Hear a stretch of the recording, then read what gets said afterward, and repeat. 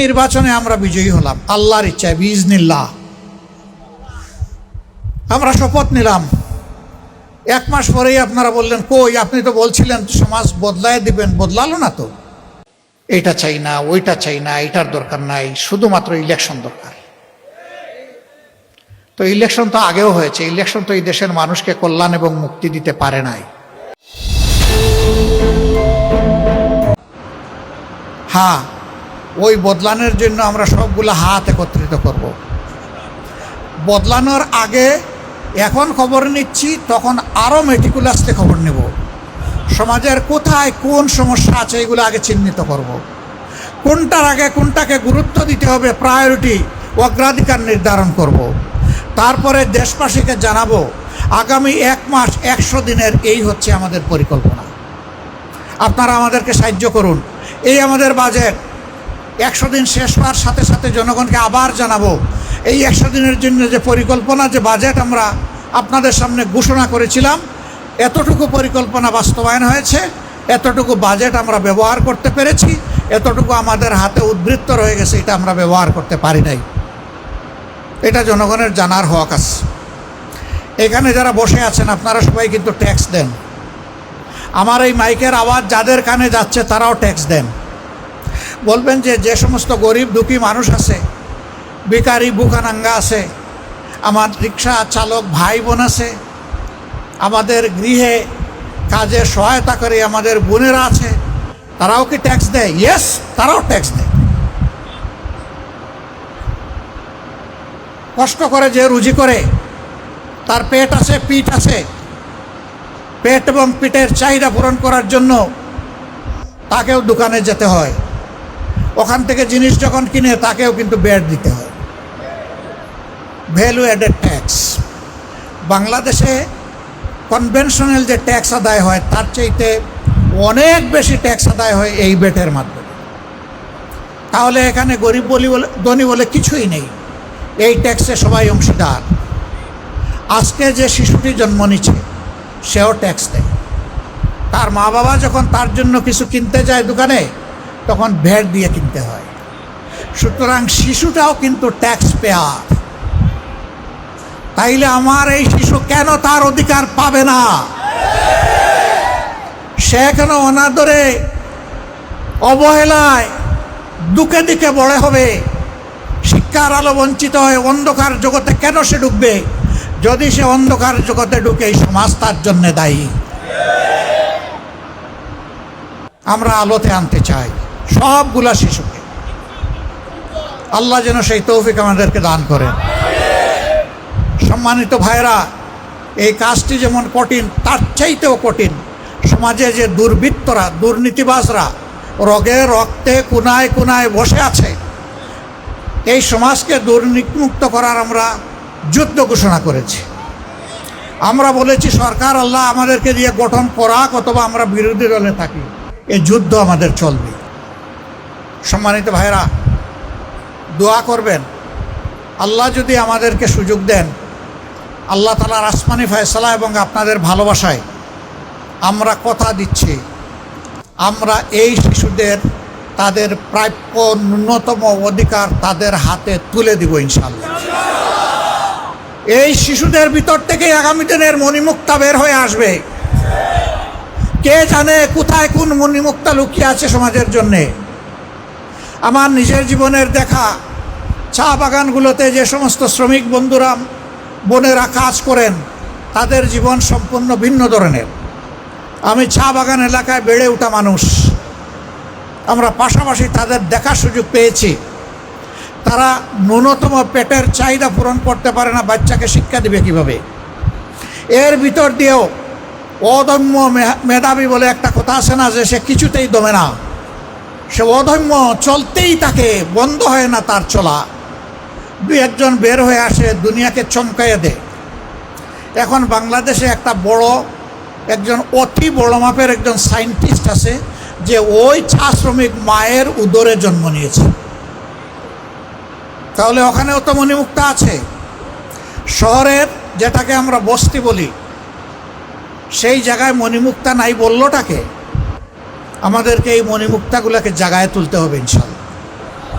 আমরা কথা দিচ্ছি, আমরা সম্পদশালীদের কোনো ক্ষতি করব না ইনশাআল্লাহ, বরঞ্চ তাদের সম্পদের পাহারাদার নিযুক্ত করব।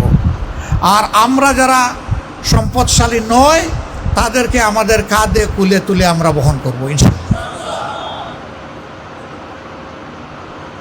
এখন তাদের যত পাওনা সরকারের আছে সব সরকার দিতে বাধ্য,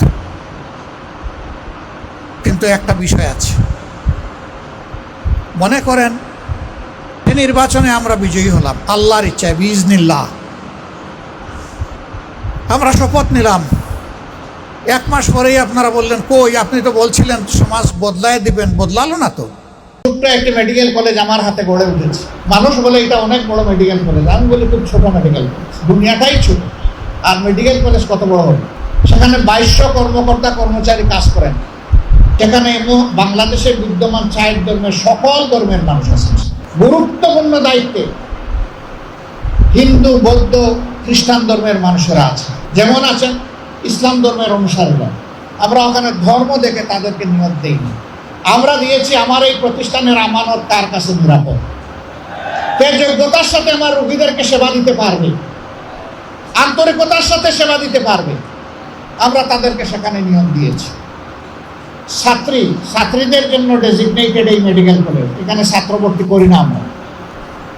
সেখানে এটাও আমরা দেখি না যে এই ছাত্রীটা কোন ধর্মের, আমরা দেখি আমরা একটা মানবিক ছাত্রী এবং একটা মানবিক চিকিৎসক তাকে দিয়ে তৈরি করতে পারবো কিনা, এমন যাদেরকে পাই আমরা তাদেরকে সেখানে ভর্তি করি।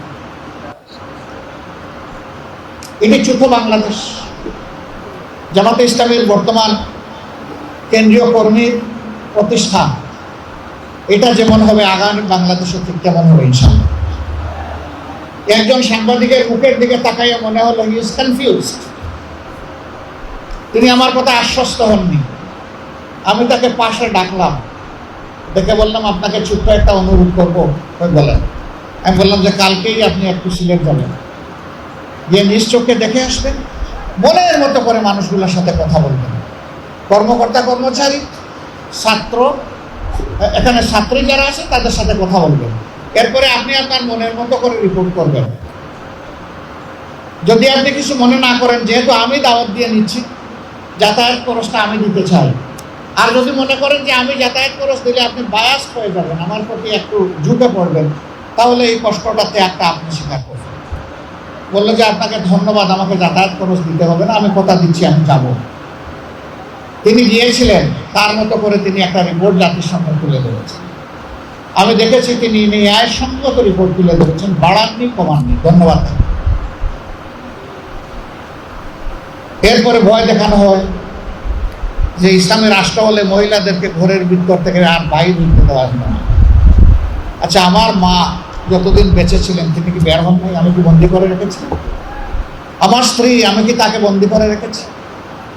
তিনি তো পার্লামেন্টে একজন সদস্যও ছিলেন, তিনি একজন চিকিৎসক, চিকিৎসা পেশায় নিয়োজিত ছিলেন।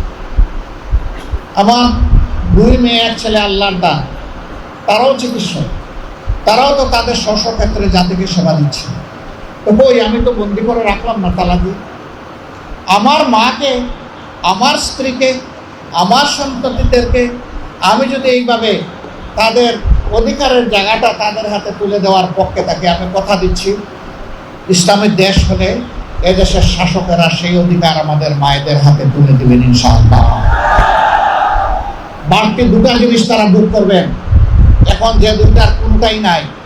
একটি হচ্ছে সামাজিক নিরাপত্তা, আর একটি হচ্ছে তাদের মর্যাদা। ইনশাআল্লাহ সেই 2টাও সেদিন তারা ভোগ করবেন এবং নিজেকে বাংলাদেশের একজন নাগরিক হিসাবে পরিচয় দিয়ে তারা গর্ববোধ করবে।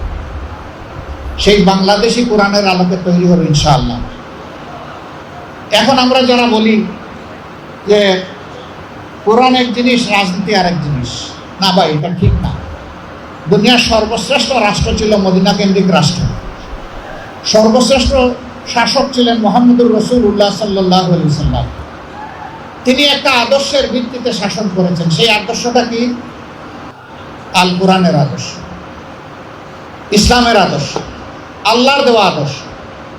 তাহলে তিনি যে আদর্শে দেশ শাসন করার কারণে একটি জাহিলি সমাজ পরিবর্তন হয়ে সোনালী সমাজ হয়ে গেল, সেই আদর্শকে যদি আমরা আবার আমাদের সমাজে গ্রহণ করে নেই, তাহলে বাংলাদেশের এই সমাজও ইনশাআল্লাহ সোনালী সমাজে পরিণত হবে।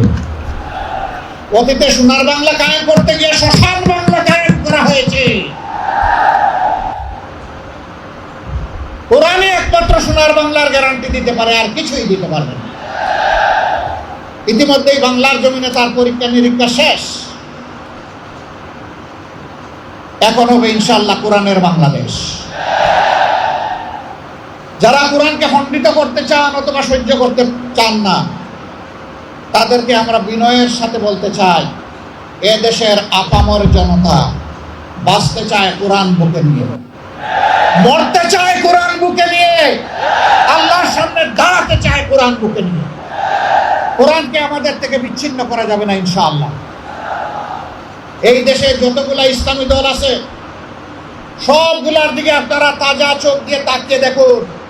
আমি বেশি দূরে যাব না, 5 আগস্ট থেকে শুরু করে আজকে এই 22 ফেব্রুয়ারি পর্যন্ত এই সামান্য পরিক্রমায় কোথাও আপনি দেখবেন না ইসলামী দলের কোনো লোক এখন জাতির উপরে জুলুম করছে, চাঁদাবাজি করছে, দখলদারির সাথে জড়িয়ে গেছে।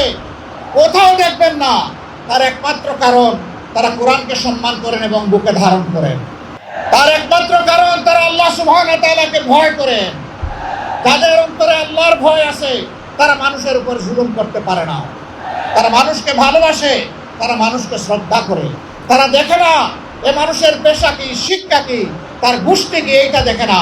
দেখে সে আল্লাহর সৃষ্টি আশরাফুল মাখলুকাত। আল্লাহ যাকে শরাফতি দান করেছেন, আমার দায়িত্ব তাকে সম্মান করা। আমরা মানুষকে ছোট হিসাবে দেখি না কাউকে, আমরা সমস্ত মানুষকে দেখি আল্লাহর শ্রেষ্ঠ জীব হিসাবে। ইলেকশন অবশ্যই প্রয়োজন, তবে ইলেকশনের মতো ইলেকশন প্রয়োজন। ওই পুরানো স্টাইলের ইলেকশন দিয়ে দেশে কোনো কল্যাণ কেউ দিতে পারবে না, এটা ইম্পসিবল। আমরা একটা অর্থবহ নির্বাচন, একটা সুষ্ঠু নির্বাচনের জন্য প্রস্তুতি নিচ্ছি ইনশাআল্লাহ। এই ক্ষেত্রে বন্ধু সকল সংগঠন, সকল প্রার্থীর যারা কর্মী, সহযোগী, নেতৃবৃন্দ, সবাইকে আমরা অনুরোধ জানাবো, রাজনীতিটা রাজনীতি দিয়ে যেন হয়, রাজনীতিটা যেন নীতি দিয়ে হয়। রাজনীতিতে নেমে আমরা যেন কাদা ছুড়াছুড়ি না করি, আমরা যেন পরিবেশ কেউ নষ্ট না করি, আমরা যেন কেউ গায়ের জোর খাটানোর চেষ্টা না করি, আমরা যেন কালো টাকা দিয়ে কেউ মানুষের বিবেক কেনার দুঃসাহস না দেখাই। টাকা দিয়ে তো ভাই আপনি গরু, ছাগল, মুরগি কিনবেন, মানুষ কিনবেন কেন? মানুষ তো আশরাফুল মাখলুকাত। টাকা মানুষের দিকে বাড়ানোর মানেই হচ্ছে তাকে অপমান করা। এরকম কেউ মেহেরবানি করে করবেন না। আমরা তো করার প্রশ্নই উঠে না, এটা আমাদের প্র্যাকটিসে নাই, আমাদের চিন্তায়ও নাই, কল্পনায়ও নাই। আমরা এটাকে ঘৃণা করি, এইটা চাই না, ওইটা চাই না, এটার দরকার নাই, শুধুমাত্র ইলেকশন দরকার। তো ইলেকশন তো আগেও হয়েছে, ইলেকশন তো এই দেশের মানুষকে কল্যাণ এবং মুক্তি দিতে পারে নাই।